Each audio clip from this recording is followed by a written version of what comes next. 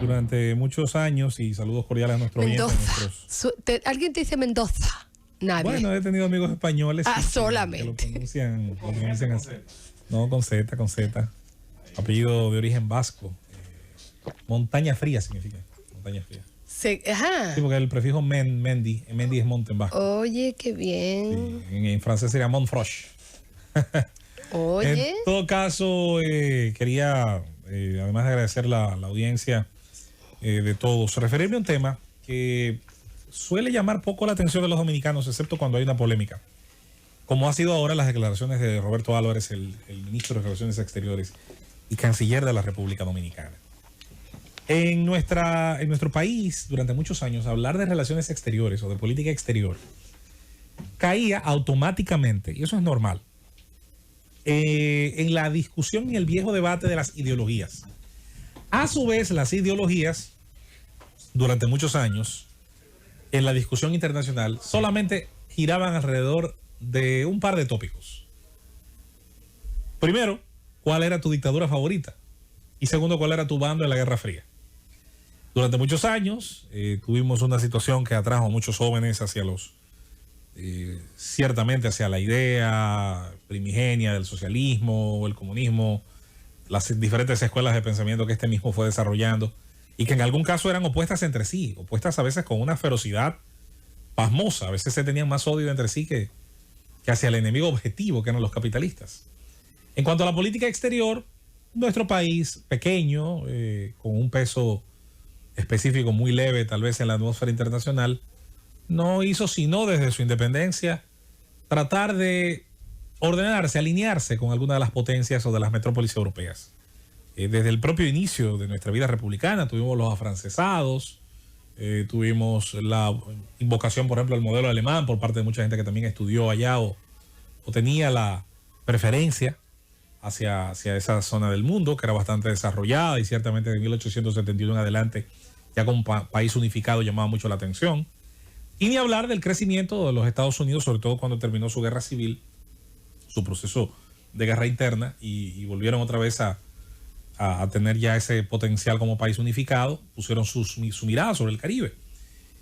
La política exterior nuestra primero buscó protección, luego tal vez pensó en buscar mercados, pero siempre primero buscó cobijarse bajo el manto protector de un poder superior que pudiera ayudar. Llegaron a finales del siglo XIX los empréstitos, llegaron los préstamos, comenzaron a llegar aquí los representantes de la banca, y como tenía que ser, ¿quién llegó primero? Bueno, los representantes de la banca más desarrollada, que era la de Londres, hasta todavía la Primera Guerra Mundial. Y por eso los primeros empréstitos llegaban en el nombre, ciertamente, de casas bancarias de esa zona del mundo. Pero, así como cambian las cosas, cambia el orden internacional, y tras la guerra de 1898 entre España y los Estados Unidos, una guerra que provocó cambios geográficos importantes alrededor de nosotros y en el Pacífico, la pérdida de Filipinas, en el caso del Caribe, Cuba, Puerto Rico y otras islas, pues terminaron en manos de los Estados Unidos, y comenzó, como muy bien diría el profesor Bosch en el libro del Caribe, Frontera Imperial, comenzó el peso muy sentido de los Estados Unidos en esta área. Ya a partir de entonces, con ese peso, prácticamente hay un alineamiento total, sobre todo ya en la época de la dictadura, que se rompe a partir del año 1955-1956, cuando algunas agencias dentro del Estado norteamericano, y especialmente el Departamento de Estado, deciden comenzar a romper, a resquebrajar el apoyo institucional de los Estados Unidos hacia Trujillo y otras dictaduras, en el nombre de que el anticomunismo hacía que todo valiera. Era una carta que permitía a cualquier tirano, independientemente de su crueldad o desapego a la vida humana, en nombre de que defendía esos intereses hemisféricos, había que apoyarlo. A partir de finales de los años 50, en la administración de Dwight D. Eisenhower, Trujillo comienza a haber roto ese apoyo y comienza un proceso muy curioso al final de la dictadura, que por primera vez lleva a hacer uso de cierta creatividad de inteligencia a quienes acompañaban al tirano. El tirano, en la necesidad de comprar metal, vehículos, petróleo, armas, mira hacia Europa. ¿Y hacia cuál Europa mira, señores? Europa del Este.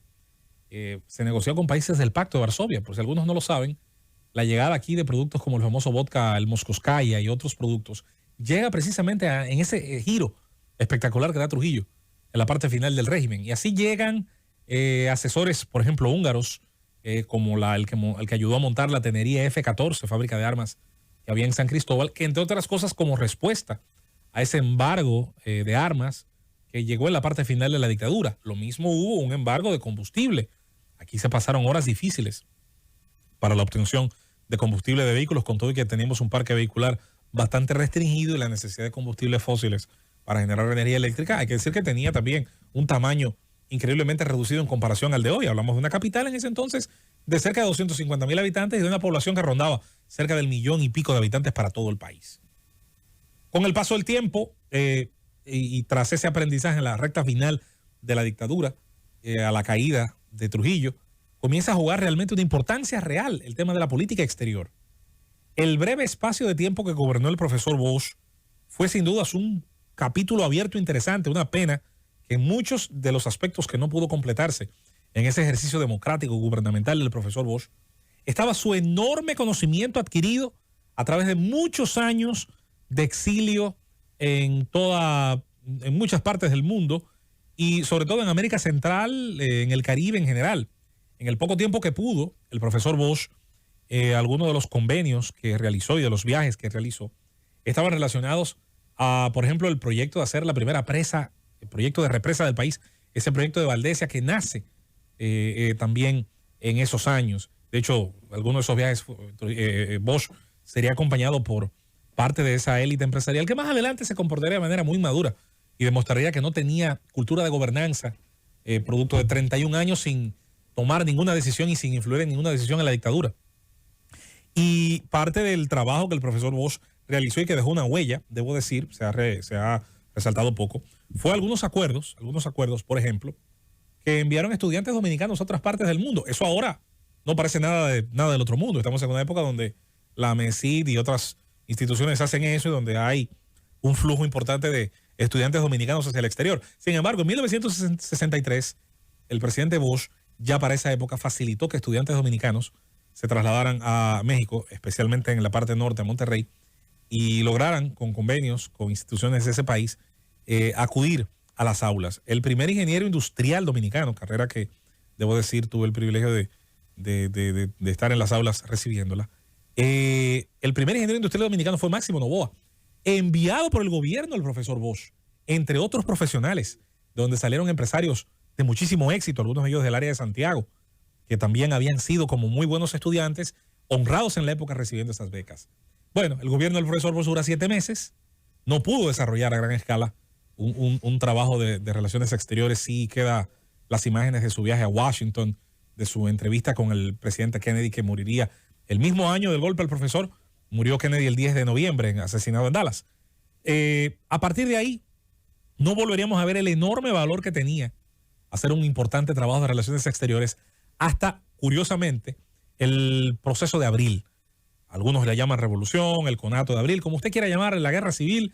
La guerra de abril implicó, en el momento en que se constituyó el gobierno en armas, que estaba alrededor de Camaño, hubo un trabajo muy interesante, porque Camaño decide nombrar como su canciller, como su jefe de relaciones exteriores, a un hombre de mundo, a un hombre de gran conocimiento internacional, que era Yotin Curi.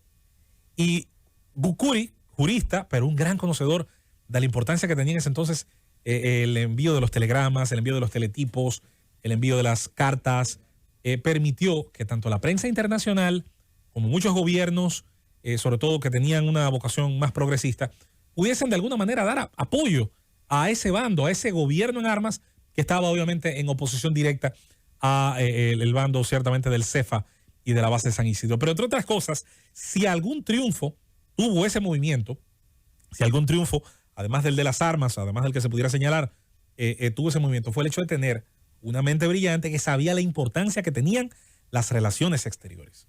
Ya a partir del año 66 se retoma otro ritmo, nueva vez el tema de la Guerra Fría se impone, pero a pesar de eso, más allá de que ciertamente el gobierno de Balaguer entra dentro de esa órbita del anticomunismo, del señalamiento a la órbita que en ese entonces era la URSS, Balaguer tuvo aspectos de cierta independencia, nunca rompió las relaciones directas con Cuba, independientemente de que se tenía que viajar vía México y de que igual hubo muchos dominicanos que por sus nexos padecieron diversas situaciones. Ya con el paso de los años hemos tenido ciertamente una política exterior que ha entendido que uno de sus roles más importantes es encontrar oportunidades de mercados, tanto para atraer inversión a nuestro país, y eso pasa directamente por fortalecer las condiciones idóneas que parten ciertamente de la seguridad jurídica, del hecho de que nuestros tribunales, nuestras leyes tengan un cumplimiento. Por eso nos referíamos el día de ayer a la importancia que tiene desarrollar una permisología eficaz, una burocracia breve, eficiente, que cumpla su trabajo en el menor tiempo posible, porque otros países lo están haciendo. Pero en el caso de las relaciones internacionales, y dada la polémica que levantaron las palabras del canciller Álvarez, y que mucha gente discute, tal vez con razón, de que debió hacerse una declaración más que de índole personal, que a lo mejor no está en capacidad de desdoblarse en estos momentos él como parte de la autoridad, sí nos queda claro que nuestro país tiene que saber jugar sus cartas en el marco internacional en el que estamos. América Latina se divide hoy por hoy en países donde hay visos de autoritarismo, donde hay inclinaciones autoritarias de sus líderes, y donde también, por qué no recordarlo, hay una competencia feroz, tanto por lo que producimos y podemos colocar en los mercados externos, pero también hacia la inversión que podemos atraer y las condiciones idóneas que podemos generar con otras naciones para negociar nuestros productos o que ellos negocien con nosotros los suyos. Creo que este es un gobierno que puede, sin dudas, recoger lo que se ha sembrado bien, cosechar lo que ha sido para bien y también hacer un propio camino al andar. Y va a tener el apoyo de muchos dominicanos si decide también señalar las cosas que creemos están mal, cuando en otras naciones se abusa de la democracia, de los derechos humanos, y en nombre de unos preceptos anacrónicos se hace de la oposición política entes de persecución directa y se hace peligrar la vida de aquellos que tienen diferencias con el poder. Nuestro apoyo en ese sentido al canciller, aun cuando ciertamente creemos que también hay que cuidar las formas y muy posiblemente hacer de la comunicación de nuestra Cancillería una que sea clara, directa, y que no le permita a los enemigos tanto de esta administración como del país aprovechar cualquier vacío que puedan encontrar para ponernos en mal predicamento. Pausamos.